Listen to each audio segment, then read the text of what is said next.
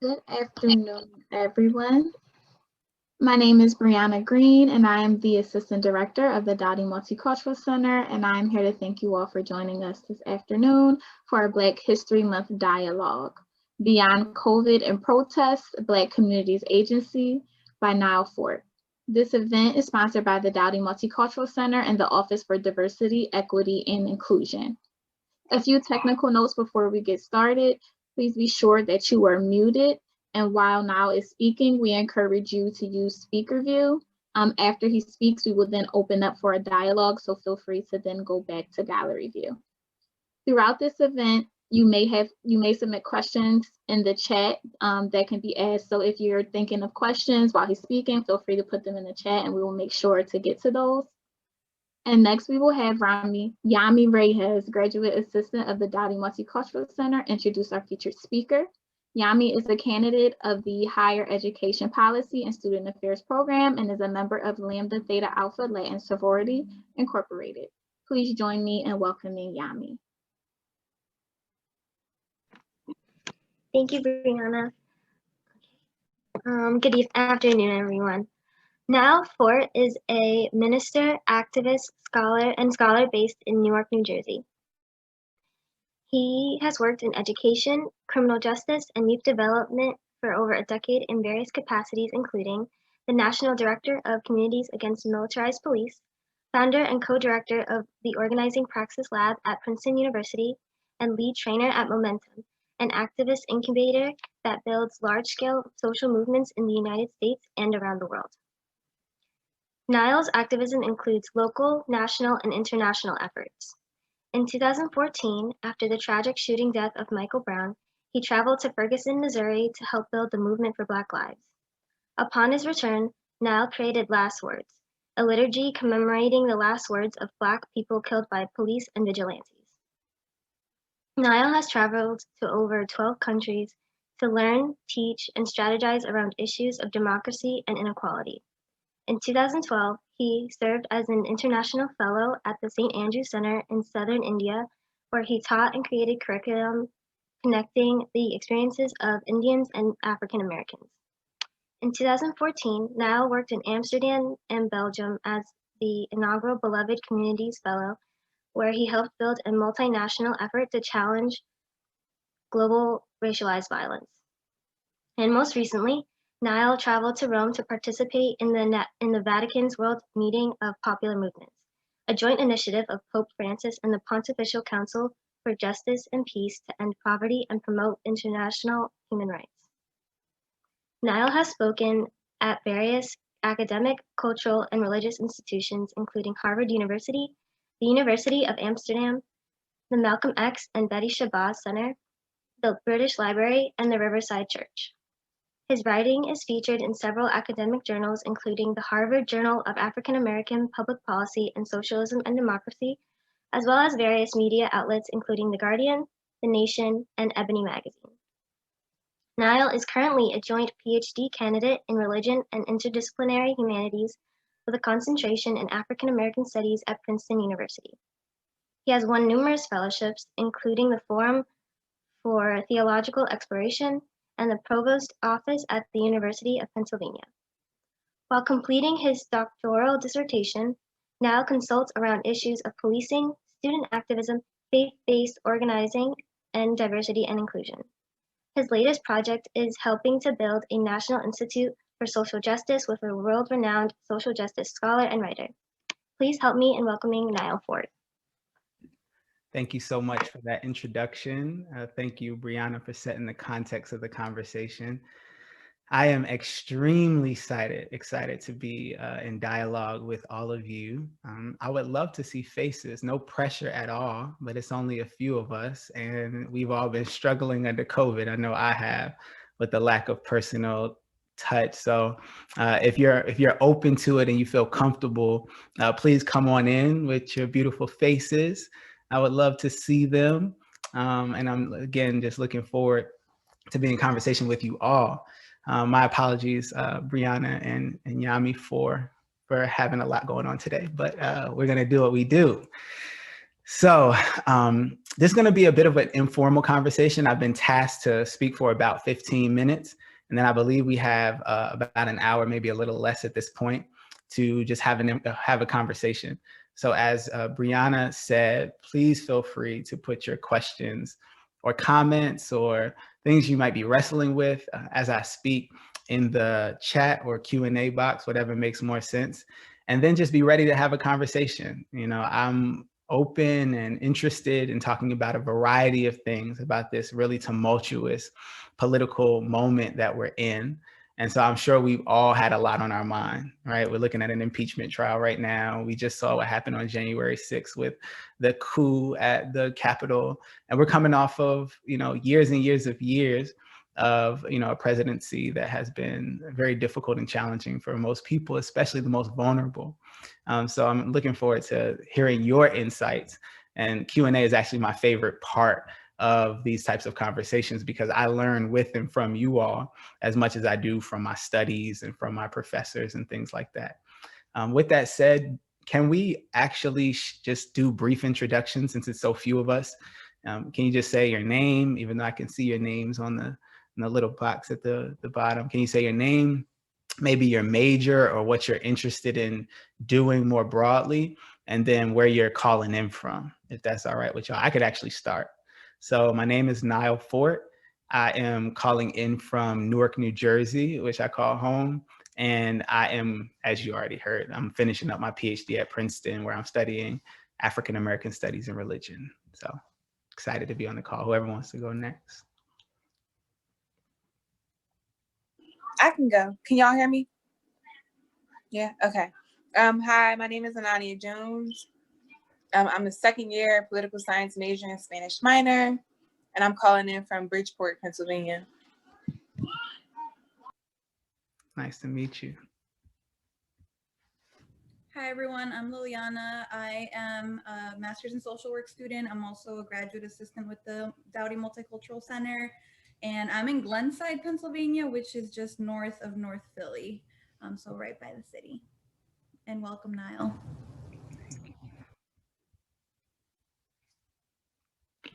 I can go. My name is Stavi. I'm a social work major at Westchester with a minor in women's and gender studies. I am calling in from Newtown Square, PA, which is right in between Philly and Westchester. So thanks for having me. Thank you for being here.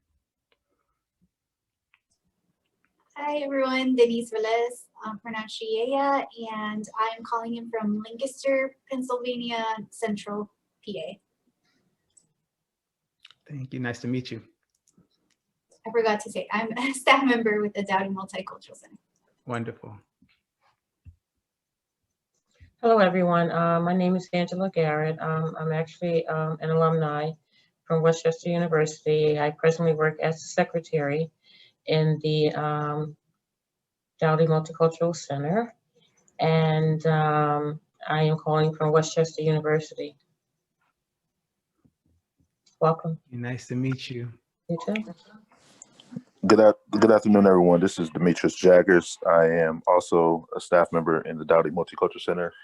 And locality-wise, I'm calling in from Exton, Pennsylvania, which I really don't know where it is in relation to Westchester, but I'm happy to be here.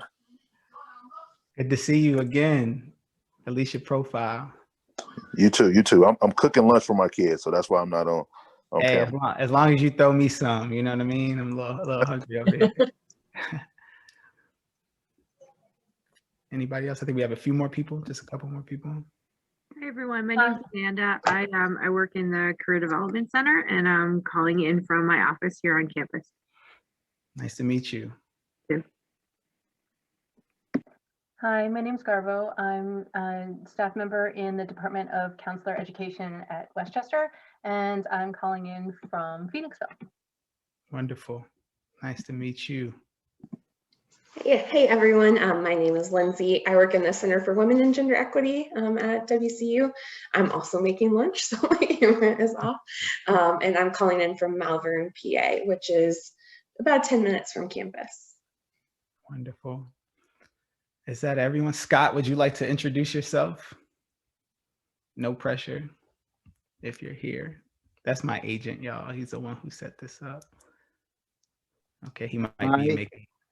Can everybody hear me? Hi, I'm in Newtown, Connecticut today, and like everybody else on this call, I'm eating lunch, so I'm not turning my camera on. It's a pleasure to be here. Thank you, Scott. So, okay, so now, did someone say something? Okay, so I get hangry. Y'all know what that is? It's when you become a different kind of person that's not the best kind of person when you get hungry. So now that everybody's eating lunch, y'all gonna have to pray for me, okay? Because I didn't eat lunch yet. Okay, I just had some coffee, so I'm a little jittery, and some almonds, but I haven't had lunch, so I'm just playing with you all. So I'm gonna speak very briefly about the pandemic in particular, and I might touch on the protests, but at that point, I really want to actually open it up and hear what you all think and have been experiencing in this moment. As I said, there's so much going on. So I don't have to tell you that the pandemic has presented an unprecedented moment, Over 450,000 people have died of the novel coronavirus right here in the United States. We have been the epicenter of the pandemic for quite some time now. And well over 1 million people have fallen victim to the novel coronavirus worldwide. So these are astronomical numbers. We haven't seen anything like this in over a century. The last time we've seen a pandemic even close to this has been the Spanish flu. I believe it was 1918, but it was in the early 1900s. And so we understand that this is an unprecedented pandemic. The news outlets told us, people in conversations were telling us, I mean, this was shocking. No one who's alive has seen anything quite like this. At the same time, and this is what we're going to wrestle with, while the pandemic is unprecedented in its nature, meaning we haven't seen anything quite like this in our lifetime, it's also all too familiar in its consequences. That is, the way that it's wreaking havoc throughout the world, and particularly here in the United States, is all too familiar for us, right? There's an old proverb that says, you know, when it rains on white America, it pours on Black America. And so that's what we're seeing right now. Once again, we're seeing how this pandemic, which has impacted everybody, I want to be clear, is at the same time disproportionately impacting people of color and Black communities in particular, also Latinx communities, also Indigenous communities, and also the most vulnerable in terms of class, those who are poor and working class across the board. According to the CDC, the Center for Disease Control, the last time that I checked, Black Americans are twice as likely, or 3 times as likely to catch COVID than white Americans, and 2 times more likely to die of COVID than white Americans. And so maybe you heard some similar stories that I did early on in the pandemic. Some folks were saying, this is the great equalizer. It's the great democratizer, as if we are all in this together and in the same way. That's simply not true. The evidence is overwhelmingly clear. That is that not everyone is experiencing this pandemic the same way. Okay. And that's not just in the context of the numbers. We know the numbers. I just talked about some of them. But it's also in the qualitative aspects of what it feels like to experience COVID. So we have to go beyond the story of the death toll. The death toll and the numbers only tell one side of the story. But the other side of the story, to me, is critical, because numbers don't have names. Numbers don't have feelings. They don't have dreams. They didn't make mistakes. They don't have family members that love them. And I say this to say that oftentimes when we talk about social justice and social injustice, the quantitative aspects dominate the story. And I can give so many examples of this. So right now, the United States of America incarcerates, and I'm going to talk about this later in my talk, more human beings than any other nation in human history. Right? That is, so long as human beings have documented history, the United States has done a remarkable job of locking people up. we have, and that's me being facetious, that's me being, trying to be funny about a very serious thing. The United States has about 5% of the world's population, but about 25% of the world's incarcerated population. Now, I know y'all are really good at math. I'm not great at math, but I think that means that 1 in every 4 people who are incarcerated across the world are locked up right here in an American jail, prison, or juvenile detention center in the land of liberty and freedom, by the way. And why do I bring this up? I bring this up because there's one thing to experience the pandemic when you live in a large home, in a community that has trees, in a place that has parks that are safe to walk around, when you have a bedroom and your parents continue to get paid because they have the type of employment and work where they're not essential workers and they can work remotely. So while it's difficult, especially for younger people, I think one of the statistics says it's about 31 times harder to go through the pandemic when you're a young person than for adults. So across the board, we're seeing depression rates skyrocket. We're seeing mental health issues. But once again, we're seeing that disproportionately impacting those who are Black, those who are poor, those who are Indigenous, those who are Latin in Latinx communities and families. And so what am I trying to say? I'm trying to say that we need to think about those who are in our prison systems, for example, which far precedes the pandemic, and really wrestle with what it means to be locked up during the pandemic, and in certain ways to be doubly and triply quarantined. And so I'm not telling you this just because I know the statistics and because I read, all these books about incarceration. I'm telling you this because I have a nephew who spent about 2 or 3 of his last birthdays in a cage. And essentially he is spending the next 7 years, because he got a 10-year prison sentence, in a cage because he's young, he's Black, he's poor. He grew up on a very, very tough block in Newark, New Jersey, and he had a bad day, okay? I go to Princeton University. I have lots of friends who are not young, Black, poor, who grew up on a tough block, but they did have a bad day. But instead of getting a cage, they got a counselor. So in the early months of the pandemic, I didn't talk to my nephew. I didn't see my nephew, and I had no idea if he was okay. And so that's what we're talking about when we deal with the qualitative aspects of what it means and what it feels like to move through the pandemic. What it feels like, I taught a class this past summer for Rutgers University Newark students. It was a handful of students. And some of them called in sitting on mattresses and on couches because now that more people had to come into their home and couldn't leave, they don't have a bedroom because they have to share it with other family members who had to come home. So they're doing homework from a sofa in the living room where people are constantly coming in and out.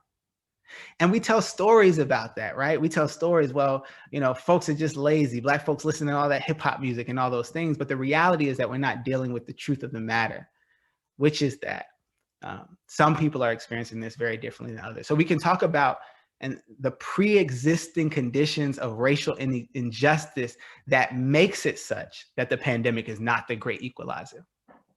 So who, when they get sick, can afford the medicine they need to stay alive? Okay. Who, when they go through a pandemic, can reach out to all their family members and check on them to make sure they're okay? Like I couldn't for my nephew. Who can get educated virtually, yes, in a difficult situation, but do so in their own bedroom. Do so while they're eating properly, right? Do so with their parents home, not worrying about because my mama or my dad is a bus driver or works at a hospital as a nurse or works at a grocery store bagging groceries. And I'm not sure if they're gonna make it home one day, or if they do come home, they're gonna make it out. And so I just wanna really grapple with not just the quantitative aspects, not just the numbers, but also the qualitative feeling. And one of the things I wanna think about is what it was like for us to experience one of those pre-existing conditions of racial injustice during the height and in the heart of the pandemic. I'm talking about George Floyd, I'm talking about Breonna Taylor, and I'm talking about a handful of Black people who have been killed by the police with impunity. And this all happening while we were all locked up in our homes. And so you know, many people saw the video. I did not, because I don't need to, and it's difficult for me to. I get too angry and not sure what to do with my anger. But I think on the one hand, we need to deal with the fact that even in the midst of a pandemic, we have police officers who are killing in a variety of different ways Black lives in the streets, in their homes, while they're jogging. Thinking about Ahmaud Arbery, if y'all remember that. What it means to experience that during a pandemic. So on the one hand, we have this just immense amount of brutality stacked on brutality. We have an immense amount of grief stacked on grief. But on the other hand, now I'm a preacher. I think you heard that I'm a preacher. So I always believe that some good news, however small, however marginal. What did people do in the wake of Breonna Taylor and George Floyd? People hit the streets and people risked their lives to save others. And I think that that's so important to be at the heart of the story, is that in the midst of this really dark moment, in the midst of all this unfathomable grief, that people, ordinary people, not politicians in Congress, right? Not philanthropists, not people on Wall Street who have a lot of financial power, but ordinary, everyday people, those who are impacted by the pandemic the most, stepped out into the streets. And it was remarkable because it was people of all races. I didn't even hear about some of these towns where they were having protests. I was like, where does this town exist? And we got all these white people that are fighting for racial justice. This is remarkable. You know, so I want to open it up soon for questions so I can go and go and go. But I guess the nutshell of what I'm trying to get at is that this is an unprecedented moment that at the same time is all too familiar. We're dealing with unfathomable grief across the board, but some communities are disproportionately being impacted by it. They're being impacted by it, not just on a quantitative level, but a qualitative level. My mom's a mortician. I grew up in a Black funeral home. I live across the street from the funeral home that I grew up in. I'll tell you one story. Early on in the pandemic, someone drove their car really quickly into the funeral home parking lot, parked, and in a frantic, went out the car, went up to the glass door of the funeral home where you can see inside and started banging on the door. It was a Black woman, a Black mother, started banging on the door. I need to see my daughter. Where is my daughter? I need to see my daughter. Now, this was the beginning of the pandemic. And so there was a state order by Governor Murphy that no one could go inside the funeral home. So there was a sign on the door that said, you know, unfortunately, because of the state order, no one can come inside. This woman lost her daughter, 21 years old, and she's outside the funeral home, looking inside because it's a glass door, banging, I need to see my daughter. Now, my mom is on the other side of the glass, right? She's on the other side of the glass, and she sees this woman, and she begins to walk towards her and kind of shake her head like this and put her hands over her heart, because she knows that she cannot let this other Black mother into the funeral home, but she also knows what it feels like to lose a child, my brother, who we lost just a few years ago, not under the pandemic, but also under tragic circumstances. And so you have these two Black mothers that are standing on opposite sides of a glass window in the midst of a merciless pandemic, one of which is banging and begging and pleading to see her daughter, one of which who is trying to hold in solidarity what it feels like to be a Black mama, to lose your child tragically and prematurely. And towards the end of this experience, the woman just sort of puts her hands on the glass, and my mom puts her hands where her hands are on the opposite sides of the glass. And they share a moment of grief, but also a moment of solidarity. And so I say that to say that we are in this moment with a lot of horror, but a lot of hope. And I want to remember, as much as the woman was pleading and begging and banging and crying, I also want to remember that moment when my mother and her put their hands on the glass and shared this beautiful moment of hope. So I'm going to wrap it up now, and I hope that you all have questions or that we can have a conversation. I don't mind talking more about any point of what I talked about, but I want to open it up. And thank you for listening for a little while. I'd like to make a comment, if that's okay with you. Absolutely. Okay. So yesterday I was in a class, and it was a pretty white class because I go to Westchester, but there was a lot of white students in it, and we were talking because the class just basically challenges us to think about why the world is the way it is today, and if we can actually salvage, what has happened. And I thought it was interesting because in the chat, a lot of the white students in my class were basically saying, we have to have hope.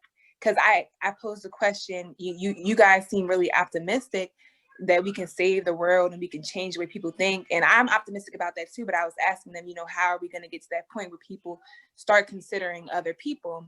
And they were saying, it's going to take a global tragedy like the pandemic or something. A lot of people have come together in this moment. That was the point they were making. And as they continued talking, I kind of recognized the whole concept that, there are two different sides of America, because there are people who think that we've come together and, we're in this, and maybe I'm being a pessimist, I don't know.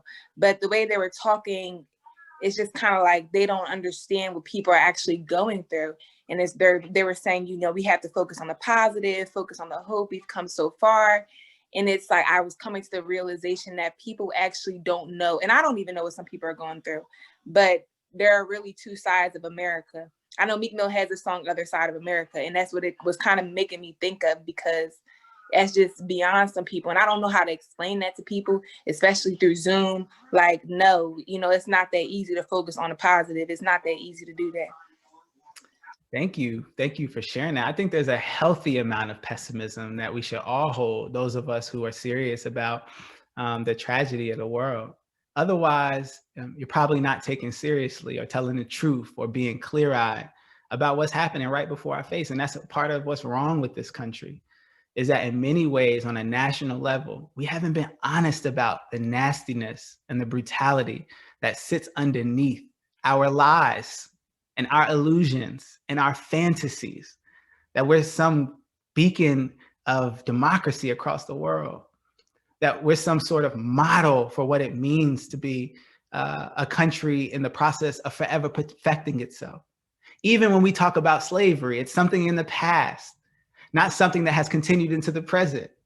And so I love what you're saying, and I appreciate what I hear is a healthy amount of pessimism.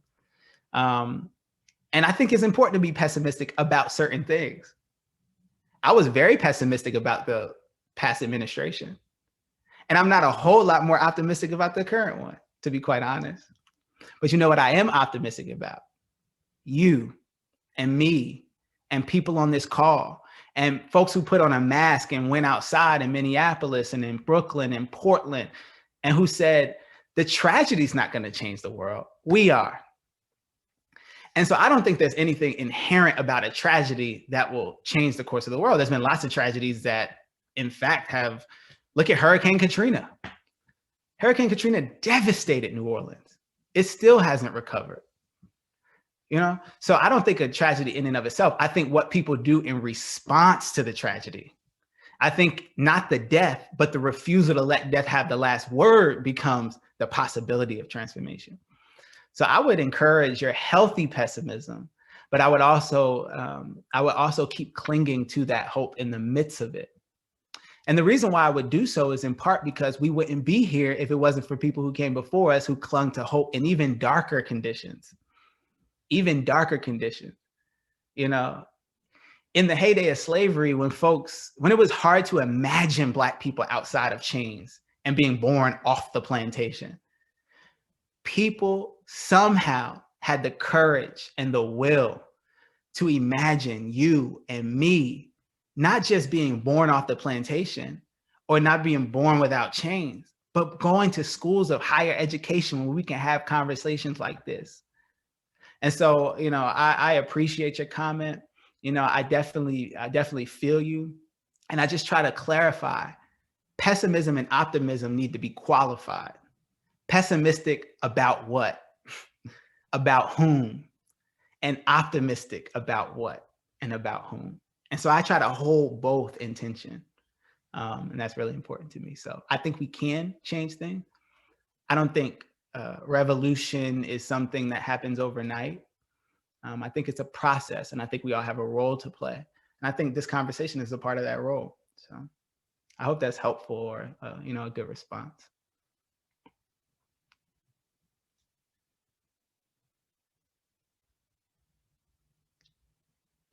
One thing I've been thinking about is so in my internship, I'm putting together a COVID-19 psychoeducational group for immigrants. And, you know, people of color are, one thing that's coming up is distrusting, you know, the medical field. Yeah. Very justified. But yeah, how do you respond to that? Like, how can we balance out, yes, like recognizing that, you know, the Tuskegee trials happened and, you know, at the same time, we want to, you know, people to wear masks and for this to end. And like, I don't know how to, you know, it's hard to balance that out. Of course, you want to recognize, but you also want to move forward. So I don't know if you can speak to that. Sure. I was asked this question. I do a lot of these talks, and I was asked this question, I think yesterday or the day before. And the first thing I said was, you know, I'm not Dr. Fauci or someone who went to public health school. You know, I'm an activist, I'm a minister, and I'm a scholar. And so I can do my best, but I say that to say, you know, we're in a conversation. I'd be, curious about what you all think. Some of you maybe have your own expertise. So I'll give you a perspective that hopefully will be helpful. So even before the Tuskegee syphilis experiment, gynecology as a form of science and medical practice was built on the backs of Black women and enslaved Black women. Right? They were being experimented with. And from those experimentations, which were extremely brutal, imagine being worked on, operated on without any anesthesia. Imagine your body essentially being some kind of test tube in an experiment so that white wealthy men and those who are rising to the top of the ladder can claim progress on the backs of all of this brutality.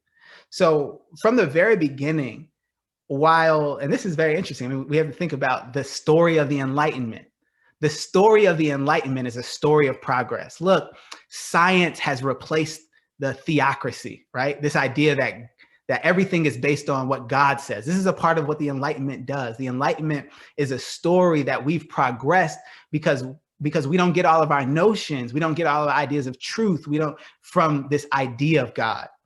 This idea of God that's usually bound up in authority. So the Catholic Church in Europe and all these places essentially being the deciding factors, the sort of powerful players. The Enlightenment in certain ways did bring this revolutionary process along such that we depended on this question of science. So it moved the authority of the church to the side.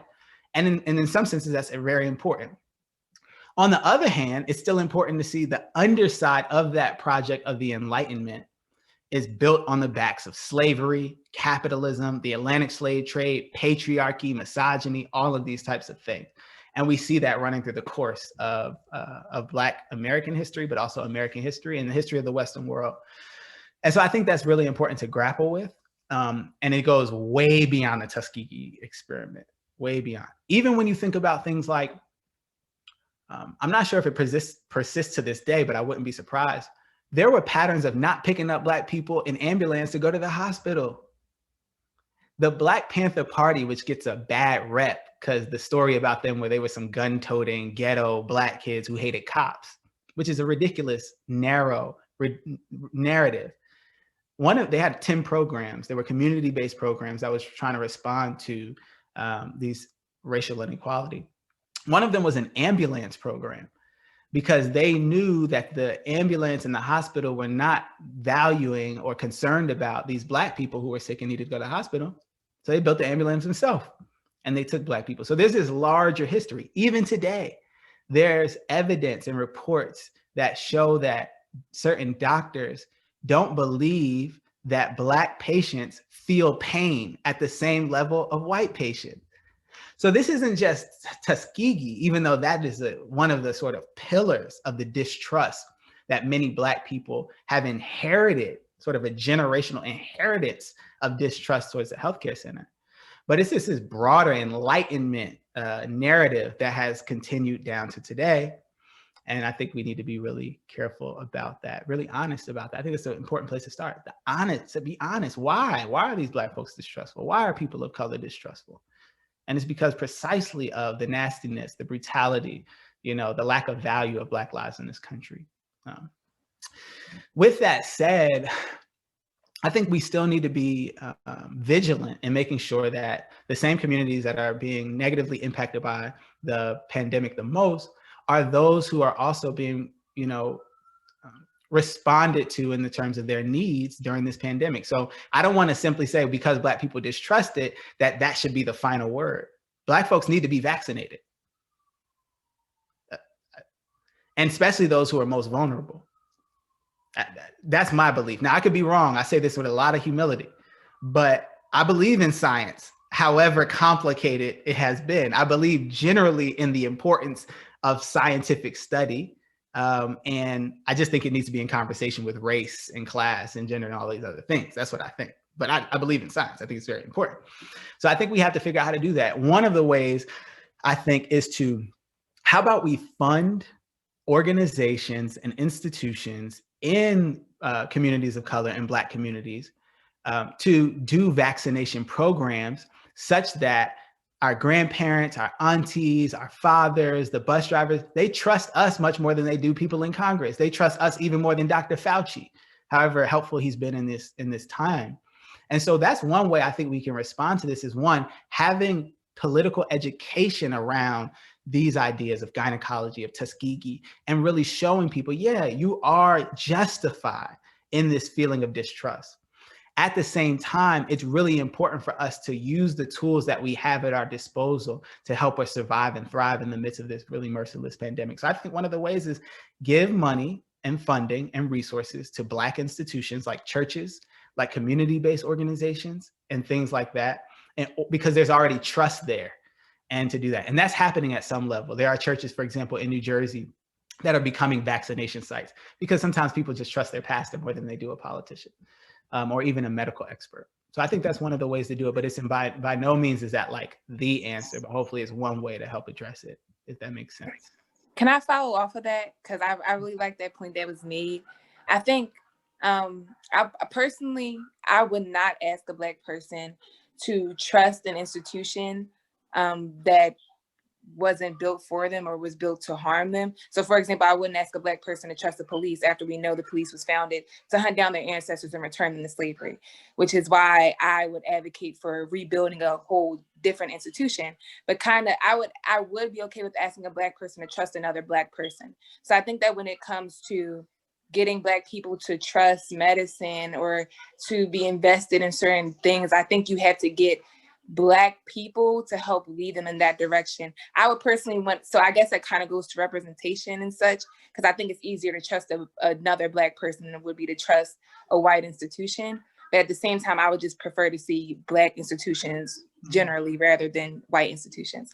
So I guess kind of what Nyle was saying, I would think that just generally, coming to people as a representative of your community, not a representative of an institution, would be a good idea. Like not saying, hey, I'm a doctor, I work for this institution or whatever, but more so, hey, like I'm your cousin, or hey, like, you live down the street from me, I have this information to give you, whatever. I think that would be beneficial, but I'm not a doctor either, so I don't really know. Sure. It's there's a Meharry Medical School is one of the few HBCU medical schools, historically Black college and university medical schools. At one point, they may still produce almost half of Black doctors. I'm not sure their role right now, but it would be really interesting, I think, to pour a lot of money and resources there because they're a historic Black institution that produces a lot of Black doctors. And so they're at that that really important intersection of sort of Black life and scientific research. And I think if there was a program where they can come out and say, look, we understand this history, we understand the distrust, we also understand as Black medical practitioners that this is really important for our communities. So it marries the authority, because you do need people who study, that's really important, and marrying that to experience. So having both the sort of knowledge and the experience coming together, I think that's probably one of the most effective ways to respond to this.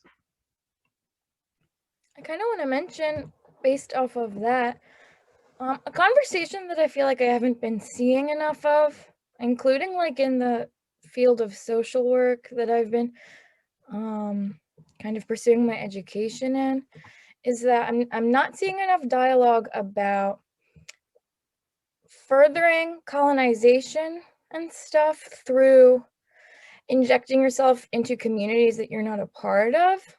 And so even in social work, this kind of reminded me of that. A lot of times when you're in a position of privilege or you're a part of a dominant group, it's not always your place to inject yourself into roles that you can't.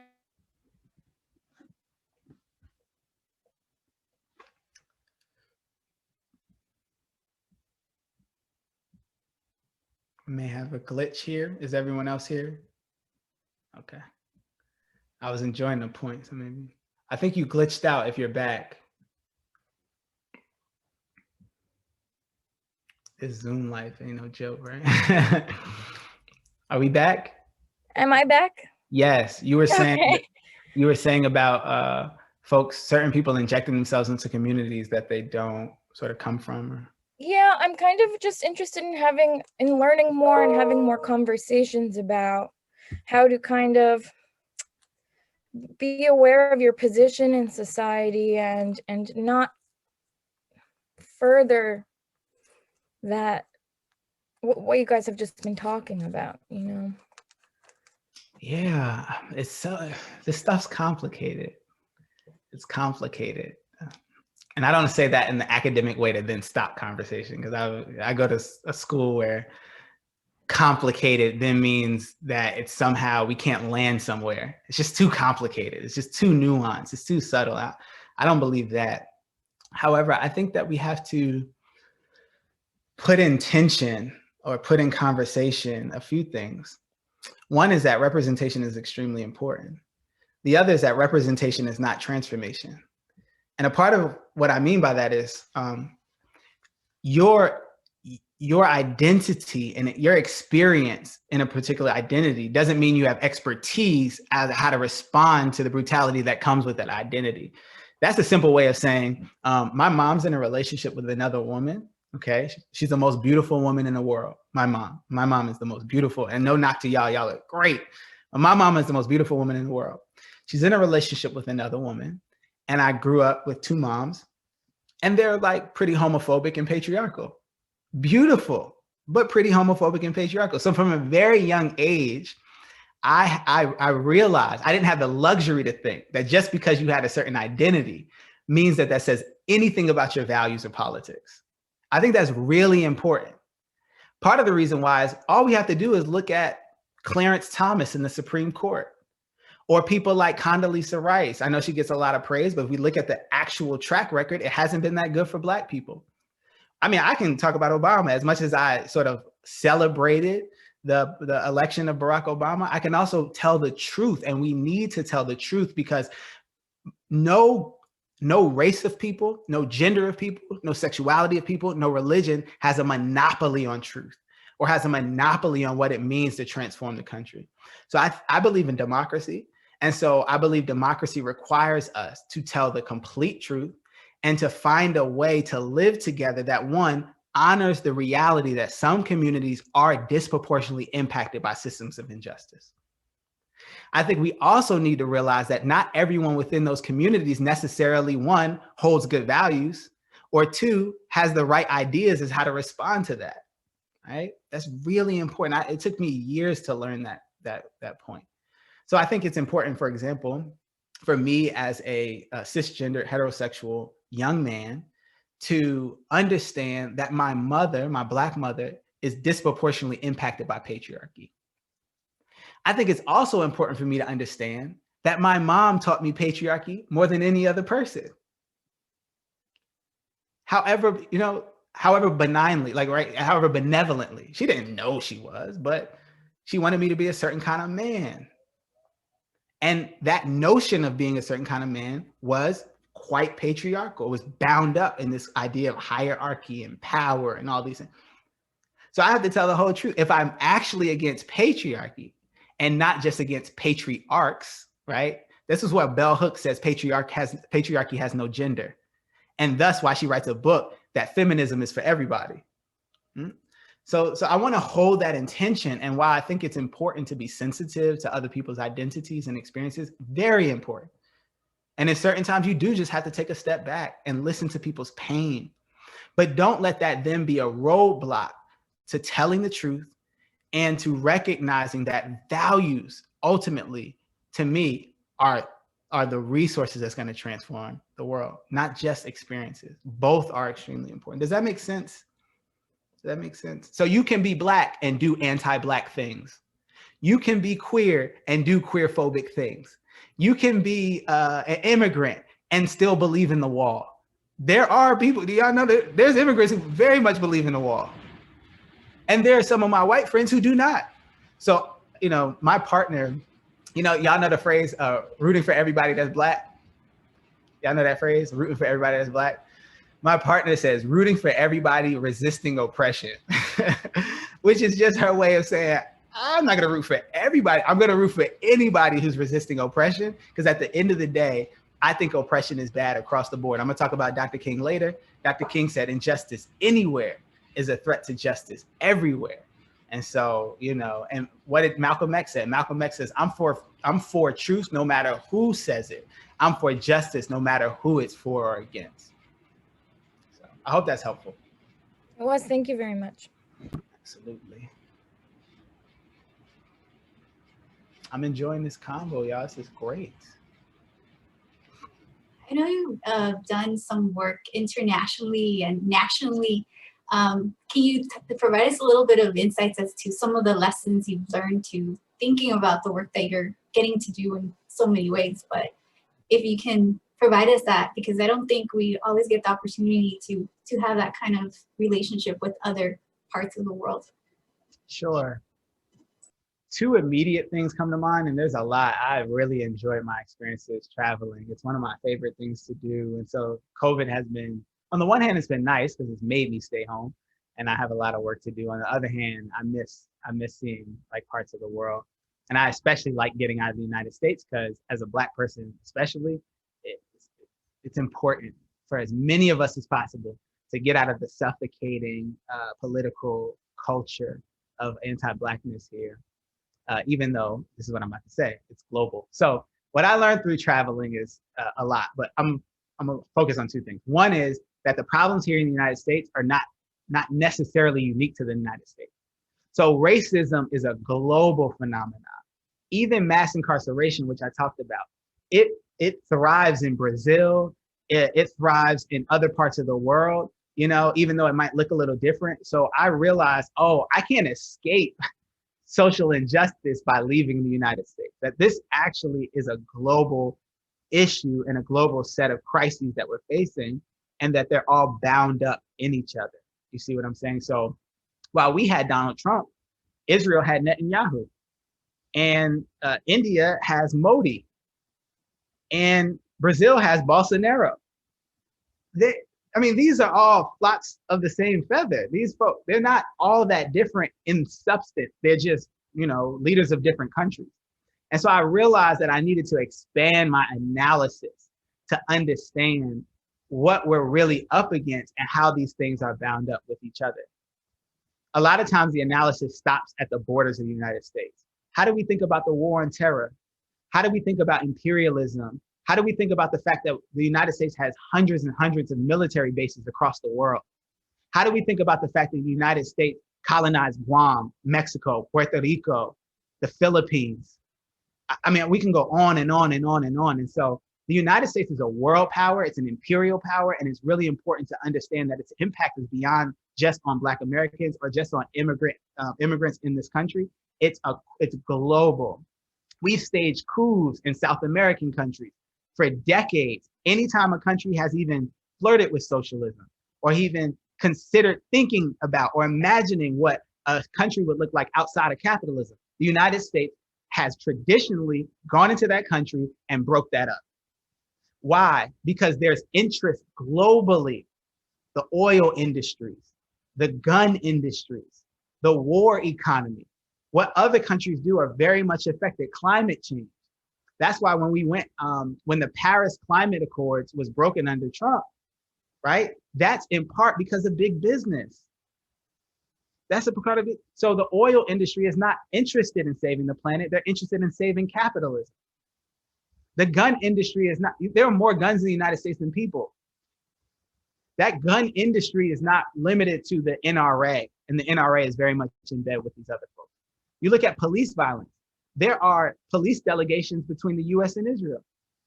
You know, they're literally exchanging tactics on how to brutalize the most vulnerable. So one is, I understand that injustice is a global problem, but I also understood that freedom struggle is also a global phenomenon. That it's not just Black Americans and people in the United States that are fighting for freedom, but there's always been this beautiful tradition of people across the globe who have built solidarity. I talked about the Black Panthers. Do you know that there were Black Panthers in India? There were Indian Black Panthers. There were Black Panthers in Algeria, right? There's all these instantiations of how people across the world were building solidarity to fight oppression. During the height of apartheid, South African apartheid, South African apartheid became one of the largest, most important issues in the United States throughout the 1980s. You had all these students like yourself who were fighting against apartheid in South Africa, and they were resisting the United States government's support of the South African apartheid. And so there's this beautiful internationalist history of solidarity. And if we understand that issues of injustice are global, then we also have to understand that movements against social injustice and for freedom also have to be global. The landless farmers movement in Brazil, that has had a huge impact on activists here. Activists here have gone to Palestine. Activists here have gone to India and worked with Dalit communities who are not even in the caste system, but who are outside of the caste system, who in many ways share some of the similar issues that Black Americans do here. And so, you know, that to me is two things I learned, and just that the world is a really big, beautiful place. That there's so much to see, even beyond activism, beyond my intellectual life. It's marvelous to like just see the beauty of the world.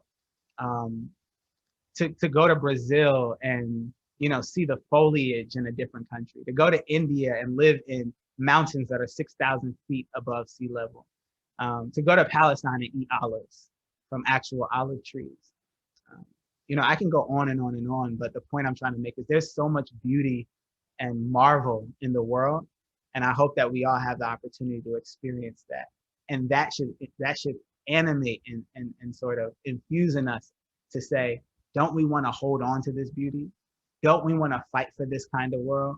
And isn't capitalism, big business, and all these systems of racism and oppression, aren't they destroying the world that we should be trying to maintain and make even more beautiful?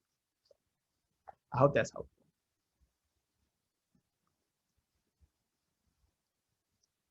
I think we have a few more minutes, maybe for one more question.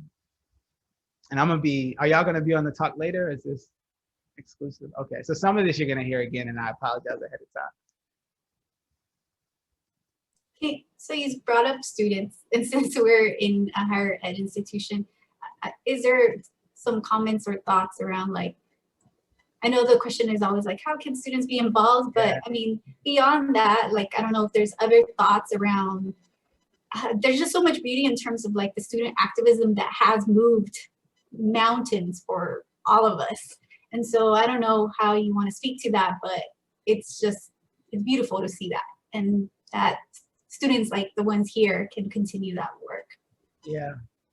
Well, I'm gonna speak to this later, so I'll save a lot of it for my talk later because I don't want to give it all away. But we're in a long tradition of activism. You know, I'm able to study African American studies at Princeton University, which, by the way, used to be called the Ivy of the South.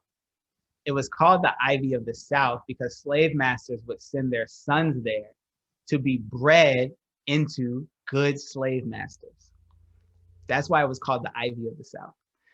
I'm able to study African American studies at that institution, which bred slavery in the South, because students protested for African American studies departments across the country. Students in San Francisco State, students at Columbia University, students across the country said, look, we're gonna shut down presidents' offices. We are gonna march on campus.